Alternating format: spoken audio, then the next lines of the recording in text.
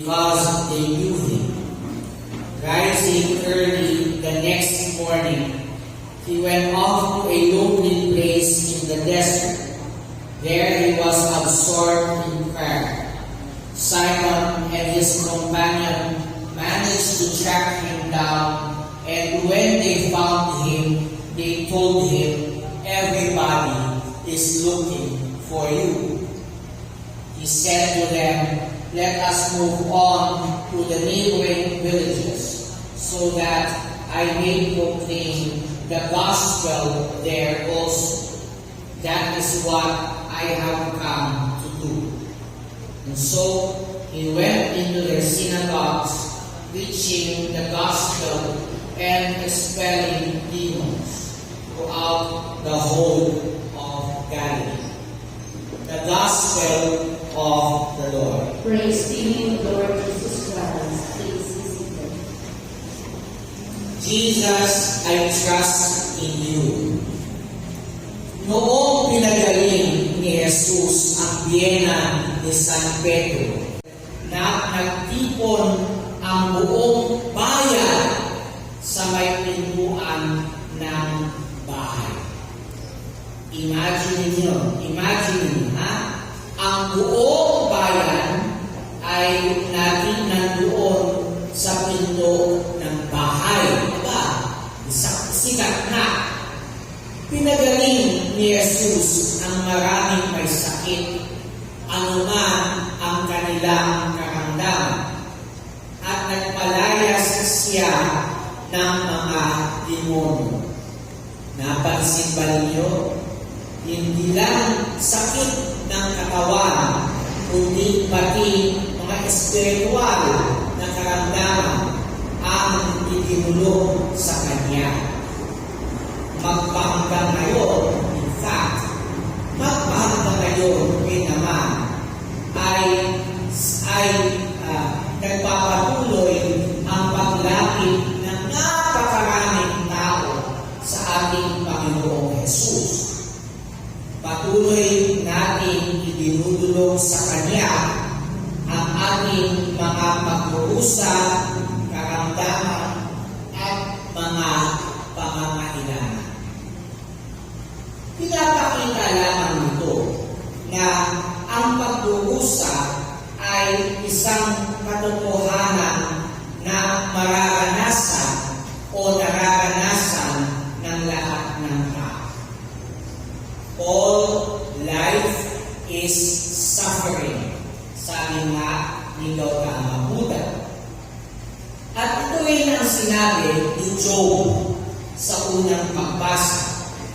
Sabi ni Job, ang buhay ng tao ay sagana sa hirap, batbat ng tiisin at lungkot na dinaranas. Tao ay tulad ng alipin, pahinga ang hinahangad. Para siyang manggagawa, naghihintay ng kanyang bayan. At anong klaseng bayan ang tinatanggap natin sa buhay na ito? Well, matapos ng lahat ng paghihirap, matapos ng lahat ng mga pagsubok na ating hinarap at hinata sa buhay na ito, ano ang pahingang naghihintay sa atin? Anong kabayaran ang ating tatanggapin? Well, hindi ba ang lahat ng ito ay mauuwi lamang sa kamatayan? Saklap, di ba? Saklap. Nagpakahirap ka, nagdusa, buong buhay mo, nagbaka ng paghihirap, tapos sa bandang huli, mamamatay ka lang. Ba? Saklap. Bakit ba panay paghihirap na lang ang ating nararanasan sa mundo ito? Bakit nga ba batbat tayo ng kalungkutan? Bakit nga ba hahantong ang lahat sa kamatayan? Ang sagot, ito ay sapagkat pinaglingkuran natin ang kasalanan. Ang sabi nga ni San Pablo Apostol, ang kabayaran ng kasalanan ay ang kamatayan. The wages of sin is death. So, ang pagdurusa, karamdaman, kalungkutan, at kamatayan ay obviously hindi nanggagaling sa Diyos. Kasi nga, if the wages of sin is death, then definitely death does not come from God. Ang mga ito ay nanggagaling sa demonyo. Ang lahat ng kapighatian ay bunga ng kasalanan. The mere fact na ang pagdurusa ng ay isang karanasang pinagdadaanan ng lahat ng tao, ito'y nagpapamalas lamang ng pagkaalipin ng buong mundo sa kasalanan. Alam niyo, meron tayong maling pag-aakala o isa. Sa batang uli, ang tanong ko sa kanya, tinong ko siya, Iho, bakit ka nag-umpisal ngayon? Sagot sa akin, Father, sa dinami-dami ng mga pagsubok, sa dinami-dami ng mga pinagdadaanan ko ngayon, naisip ko mag-umpisal kasi baka ako ay pinarurusahan na ng Diyos. Sabi sa kanya, bakit mo sinabing pinarurusahan ka ng Diyos? Bakit mo sinabi na ang lahat ng pinagdadaanan mo ngayon ay parusa ng Diyos? Tignan mo ito. Kapag tumalikod ka sa liwanag, sa kapayapaan, ano ang hinaharap mo? Kaguluhan. Kapag tumalikod ka sa kasaganaan, ano ang hinaharap mo? Hindi kagalitaan. Kapag tinalikuran mo ang pag-ibig, ano ang meron ka? Hindi pagkamuhi. Kapag tinalikuran mo ang buhay, ano meron ka? Hindi kamatay.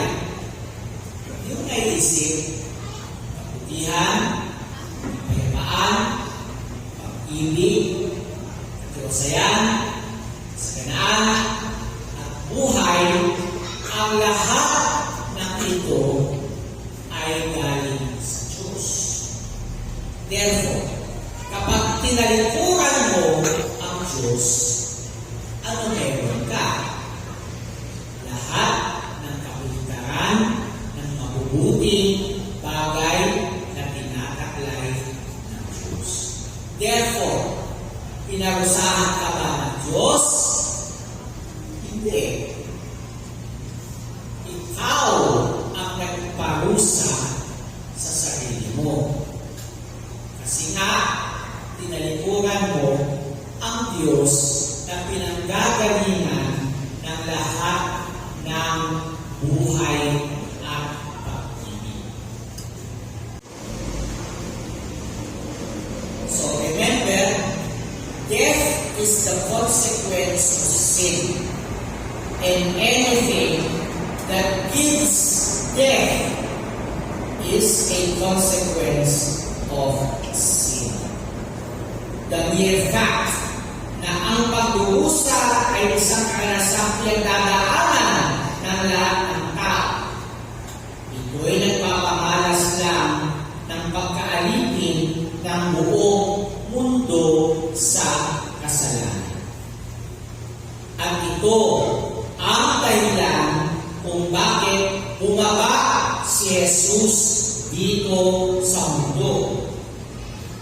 Naparito siya upang wasakin ang mga ginawa ng demonyo. Naparito si Jesus hindi upang magdulot ng kapahamakan at pinagbayaran ng kanyang kamatayan sa krus. Sa pag-ako na niya sa pagdurusa at kamatayan sa krus, niligtas ni Jesus ang ating pagdurusa at niligtas ni Jesus ang ating kamatayan dahil ang lahat ng kanyang inako ay kanyang iniligtas. A very important theological principle. What Christ did not assume, He did not redeem. What Christ did not assume, He did not save. Kaya nagkaroon ng bagong pagkakakilanlan ang pagdurusa at kamatayan dahil mula sa pagiging sumpa ng kasalanan. Ang pagdurusa ay naging paraan ng pagsunod kay Kristo. Ang sinumang nagnanais na maging alagad ko ay limutin ang kanyang sarili, pasanin ang kanyang krus at sumunod sa akin. Sabi si Paul, in my flesh, I continue to make up to endure the sufferings that are still lacking in the sufferings of Christ for the sake of His body, which is the church. Ang pagdurusa, dahil ito'y inako ng ating Panginoon, ito'y ginawa ng pamamaraan upang tayo ay makibahagi sa kanyang pagdurusa. Ang pagdurusa ay naglilinis sa atin.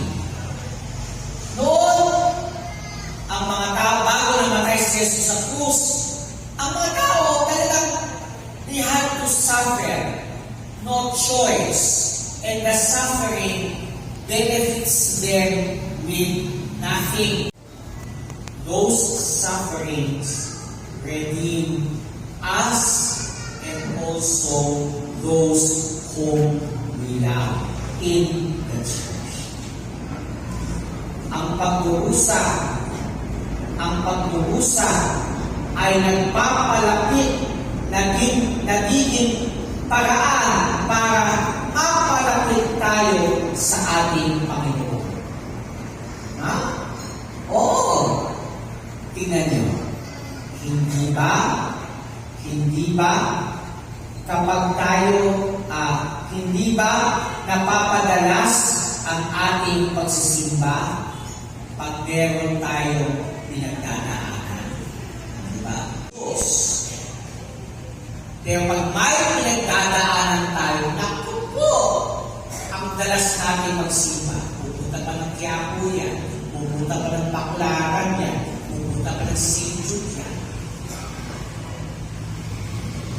Pwede na ninyo. Yung mga pumunta kay St. Jude bago mag-licensure exam. Pusa di ba totoo? Sabi niyo hindi. Hindi ba? Lalong nagiging mataimtim ang ating mga panalangin kapag meron tayong mga pinapasa. Natanong ko bakit nagpunta ang buong bayan sa bahay ni Jesus? Bakit tayo nagpupunta dito sa simbahan na siyang bahay ng Panginoon. Bakit? Simple lang sagot. Meron tayong mga pinagdadaanan. Bakit ako nandito sa simbahan ngayon? Hindi magiging walang hanggan ang kanyang kamatayan. Hindi magiging permanente ang kamatayan. Ang nananalig kay Jesus, bagamat siya'y mamatay, ay muling mabubuhay at siya ay mabubuhay magpasang walang hanggan. Kaya nga mga kapatid, lumapit tayo kay Jesus at manalig sa Kanya. Huwag tayong kumapit sa patalim, kundi kumapit tayo kay Jesus. Manalig tayo sa Kanya. Hindi niya tayo pababayaan. Idulog natin ang ating mga kapighatian sa Kanya. Sabi nga si Peter, cast all your cares on Him because He cares for you. O Mary, conceived without sin, Pray for us who have recourse to thee. I believe in one God,